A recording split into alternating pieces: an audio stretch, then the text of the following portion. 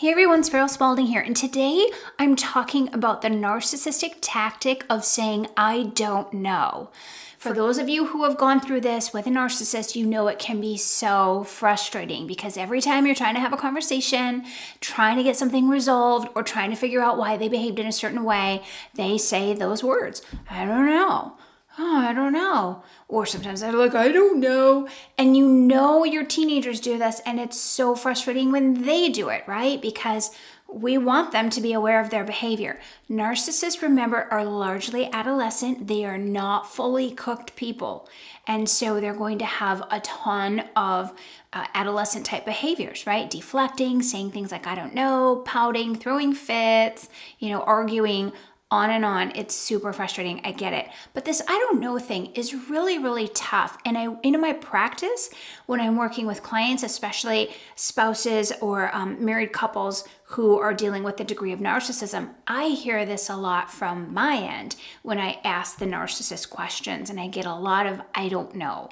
And I'll tell you, I don't let them off the hook with that. One of the things I say is, hey, you know what? It's our job to dig until we do know. So I can't accept that as an answer. Let's keep digging.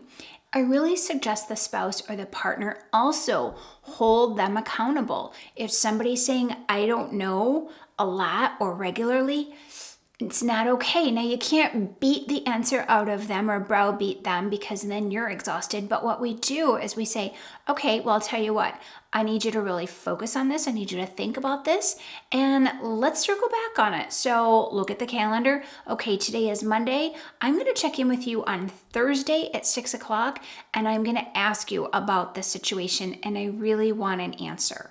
And so they're going to bank on the fact that you're going to forget, or they might roll their eyes and grumble, right? Because now you're acting like mom, but they need you to act like mom. It's this weird dynamic. We've talked about it, right?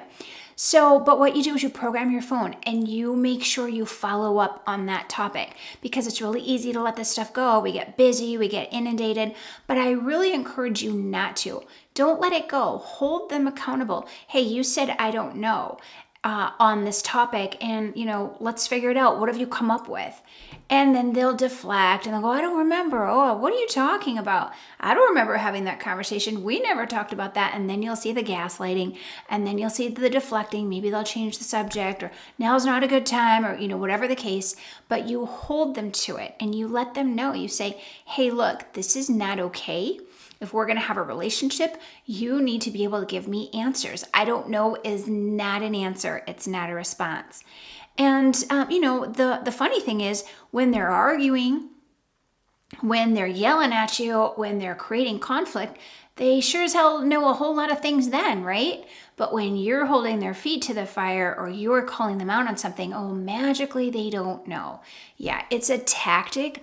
I want you to see through the tactic. I want you to call it out in a business way or in a gray rock way. I want you to hold them accountable and set the boundary. It is not okay for you to say, I don't know, every time you feel under pressure. Not cool.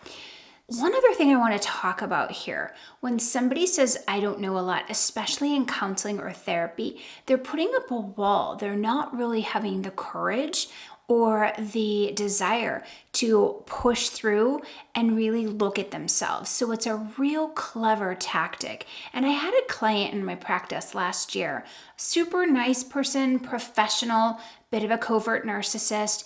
And I would call him out on stuff, but even just ask him about behavioral patterns or things from his past. And, he was real nice about it, but he'd be like, yeah, I don't know. I'm going to have to really think on that. That's a really good question. Let me ponder that. And then he would cancel his appointment the next week, or the following week. He'd cancel several appointments. And then it was, coming back after several weeks, pretending like I'd never asked the question. And then I would ask the question and get more of the same. Oh, I was traveling for work. I was really busy. And yeah, I didn't really get a chance to focus on that. And, eventually I had to put a stop to it. But it was really evident that this person wasn't willing to do the work. So if you have a partner who wants to go through the motions and make it look good, but really doesn't want to go through the work, you've got to ask yourself a lot of questions. Anyway, guys, if this was helpful, please like, share, and subscribe, and drop me a line in the comments down below. Let me know what your thoughts are on this I don't know tactic. As always, hug yourself from me, and we'll see you next time.